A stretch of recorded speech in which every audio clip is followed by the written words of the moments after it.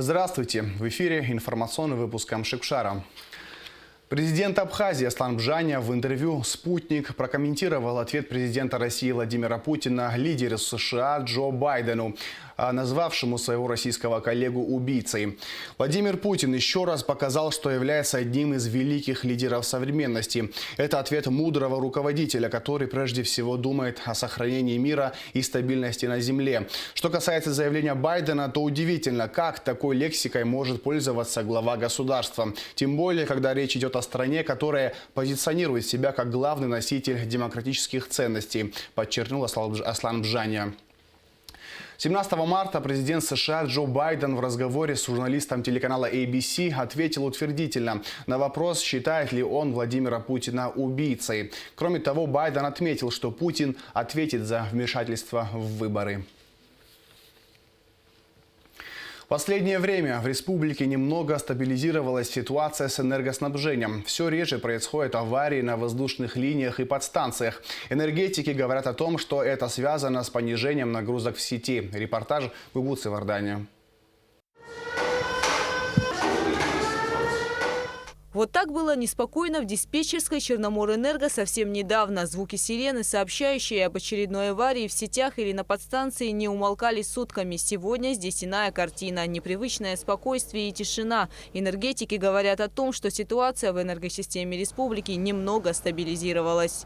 Хотя нагрузки потребления электроэнергии от 10,5 до 11 миллионов киловатт-часов в сутки. Но это связано и с погодными условиями. И вторая причина – работа нелегальных потребителей электроэнергии. На сегодняшний день их деятельность не такая активная. Все это благодаря проведенным мероприятиям по отключению криптоферм, убеждены специалисты. Почти все крупные майнинговые фермы за этот период отключены и демонтированы. Кроме того, совсем недавно, как сообщили в Государственном таможенном комитете Абхазии, в Россию из республики было вывезено 10 тысяч аппаратов по добыче криптовалют. А это, как объясняют энергетики, около 20-22 мегаватт. Сейчас появилось такое, что очень много частных домах стоят по 3, по 4, по 5 штук. Их обнаружить очень сложно.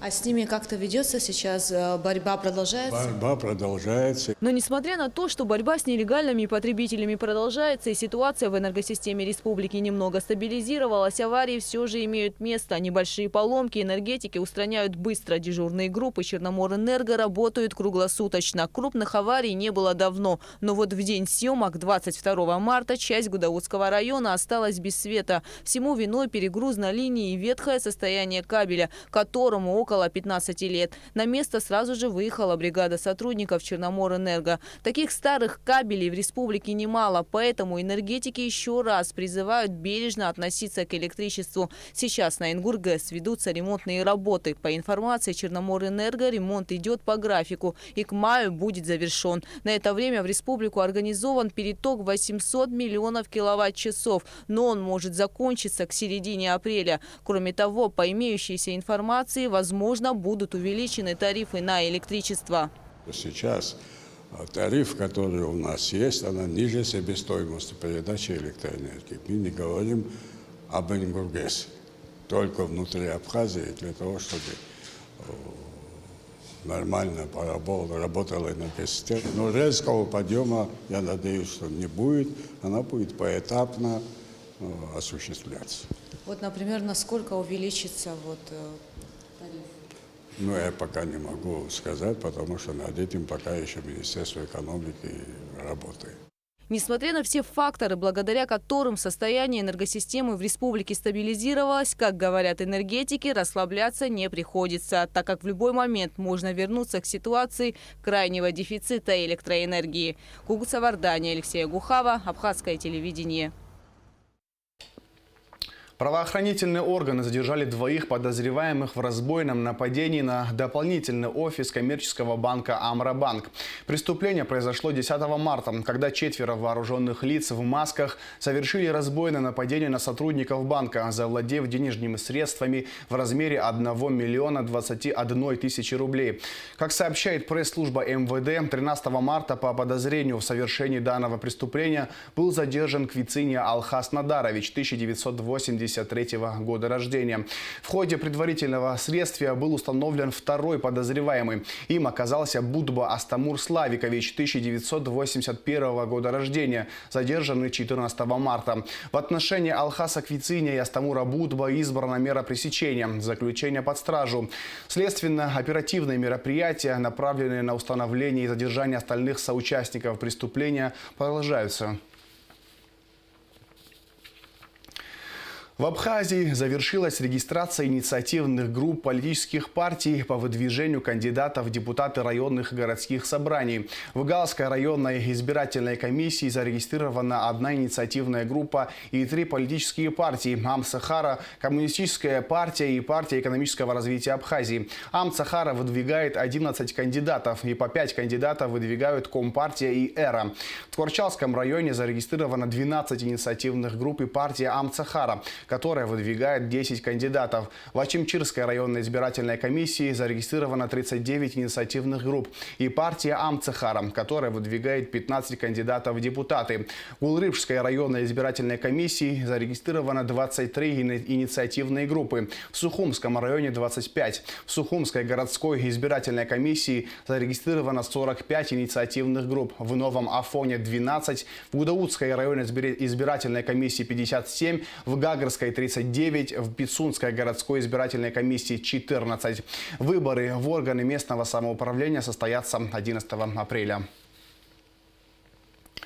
В Фонде инвалидов Отечественной войны народа Абхазии с июля 2020 года идет процесс перерегистрации инвалидов. На сегодняшний день обработано около 1500 документов. Из них у 120 человек статус инвалидности остается под вопросом. Подробности в репортаже Сарии Кварацхелия. Внебюджетный фонд инвалидов Отечественной войны народа Абхазии был создан в 2011 году. Фонд оказывает помощь тем, кто во время войны получил ранение, а также стал инвалидом вследствие контузии, увечья в боевых действиях. Однако в списках фонда значились, получали медицинскую или медикаментозную помощь и те, кто не относился к этим категориям. В связи с этим в 2020 году в фонде инвалидов ОВНА началась перерегистрация. В ее рамках на сегодняшний день обработано 1500 документов. Из них статус инвалидов у 120 человек вызывает сомнения. Сомнение в том, что они получили, так скажем, контузию. В этом сомнение. Потому что контузию можно получить в боевых действиях. Просто сидя там где-то в тылу, там, занимаясь тыловыми организационными делами, редко кто контузию получал или там ранение. Бывало, но это редкий случай. И вот это хотим упорядочить. Народ должен знать просто своих героев настоящих, так как с каждым днем вот за 10 месяцев мы похоронили 60 инвалидов, не ветеранов, а инвалидов 60. То есть каждый год, если брать, сколько уменьшаться должны, да? А у нас списки не уменьшаются никак. Из-за этого...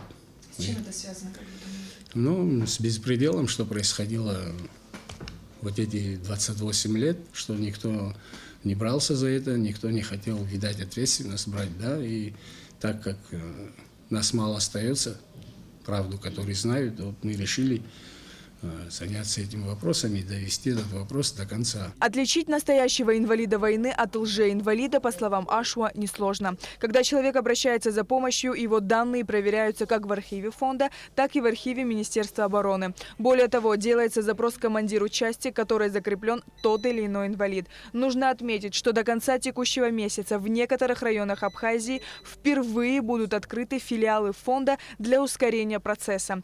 Перерегистрация еще 1500 инвалидов будет продолжена на местах. Заодно знакомиться будут со своими сотрудниками, естественно, и филиалы аптек мы хотим тоже в скором виде открыть.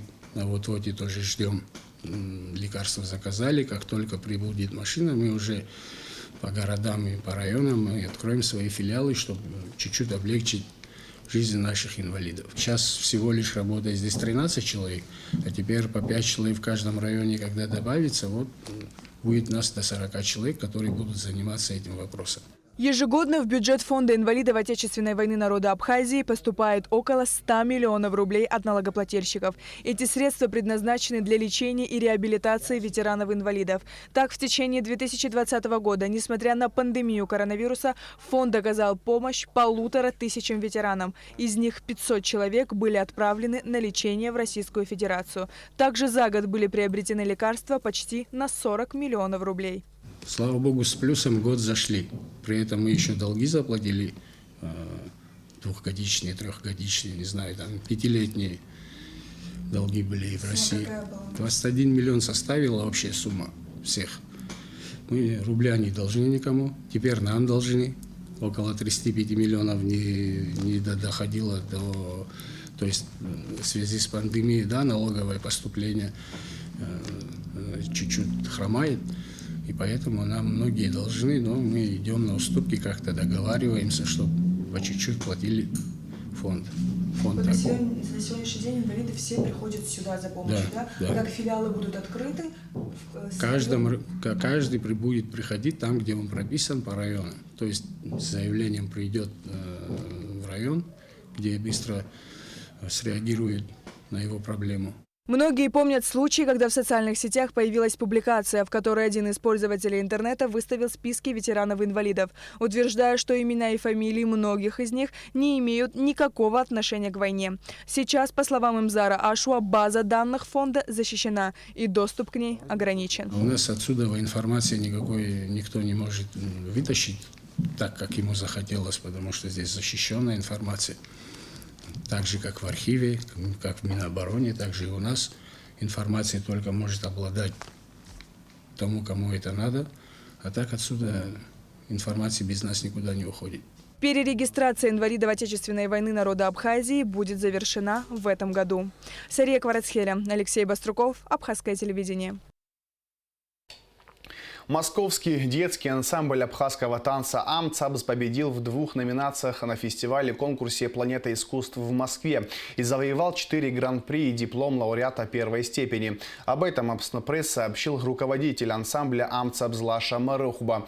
В фестивале принимали участие дети и юноши из разных стран и регионов России в возрасте от 3 лет до 21 года.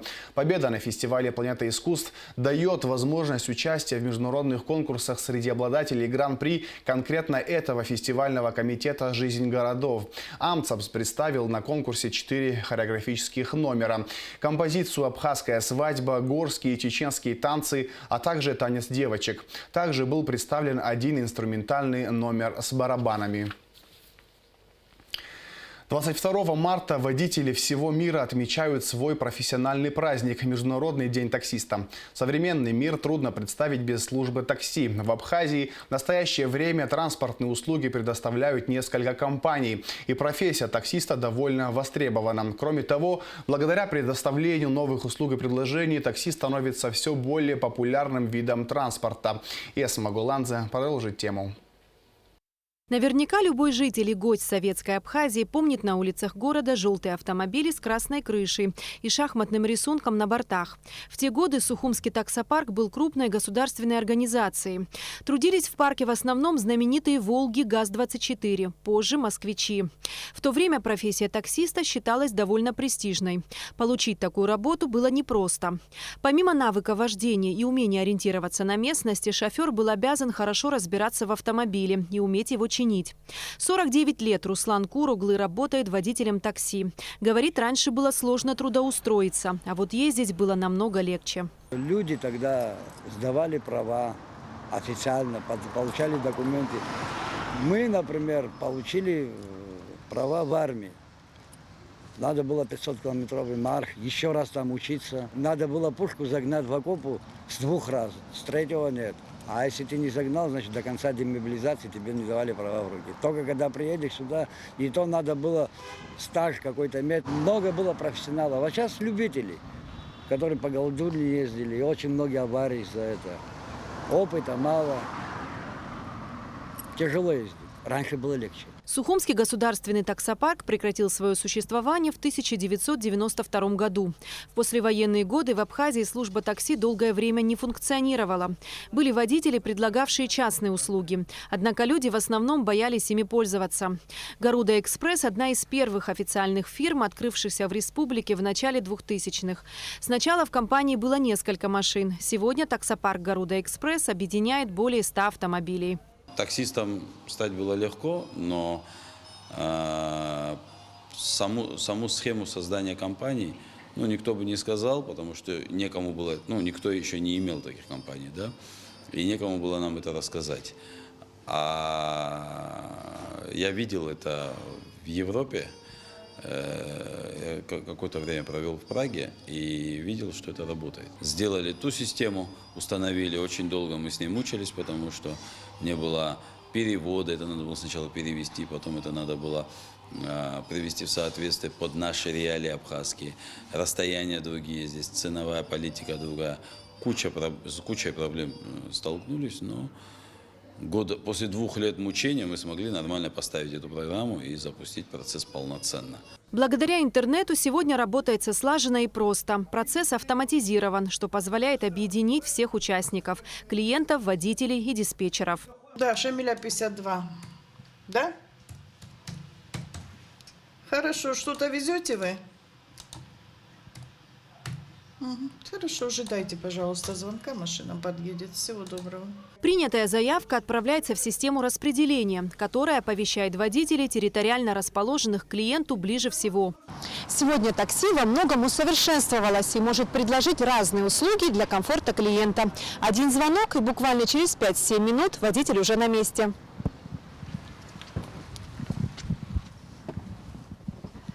Здравствуйте. Мне, пожалуйста, на абхазское телевидение с заездом на проспект Аяйра. Хорошо, сделаем. И также я выбирала салон для некурящих. Все понятно. Поехали.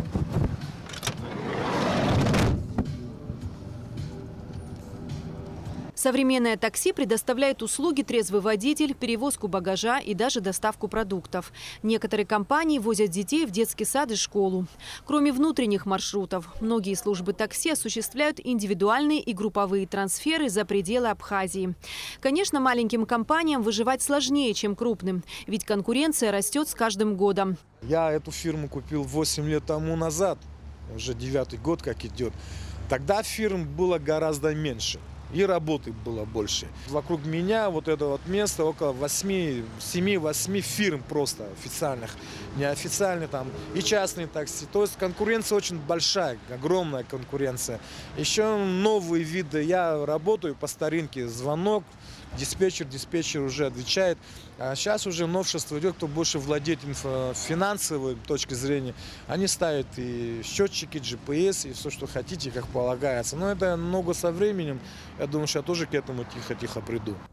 Стать таксистом в Абхазии довольно легко. Для этого достаточно наличия водительского удостоверения, автомобиля и справки из психиатрического диспансера. Остальные ограничения и требования регулирует сама компания. Самое главное, любой может устроиться к нам на работу, но, конечно же, я смотрю еще на возраст. И самое главное, я смотрю на то, что на ведение трезвого образа жизни, потому что мы имеем большую ответственность, мы возим людей в конце, мы возим помимо, еще мы возим детей, родители нам доверяют своих детей, кто в садик, кто в школу, они уже знают всех моих водителей. Насчет возрастного категории это уже идет от 20, желательно, конечно же, от 25 до 55 лет, потому что уже с возрастом человек как-то бдительность больше теряет. Но конкретно возрастного ограничения у нас нет. По словам самих водителей, при сравнительно небольшом заработке работа у них сложная и утомительная. Все зависит от сезона, спроса, выбранной службы и других факторов. Кроме того, таксист должен уметь найти подход к каждому пассажиру. Сложности бывают, конечно, но что делать, работаем. Самое главное – безопасность у нас и комфорт, чтобы клиента довести куда надо, комфортно и безопасно. Это у нас первое, можно сказать. Клиенты тоже, наверное, разные попадаются. Конечно, разные, общительные, необщительные. Там. У каждого свое, как говорится, клиент прав. И остальное от нас все зависит. Такси – это визитная карточка любого города. Водители ежедневно помогают сотням горожан без опоздания добираться на работу, вовремя возвращаться домой и с удобством совершать множество других поездок. Эта нелегкая профессия всегда будет необходима и востребована. Эсма Гуланзе, Инала Гухава, Абхазское телевидение. И в завершении выпуска о погоде. По сообщению синоптиков, во вторник, 23 марта, в Абхазии ожидается облачная с прояснениями погода. Временами дождь, переходящий в ливневый с грозой. Возможен туман. Температура воздуха ночью 5-10, днем 12-17 градусов тепла. Температура морской воды 10 градусов. На этом информационный выпуск Амшипшара подошел к концу. Всего хорошего. До свидания.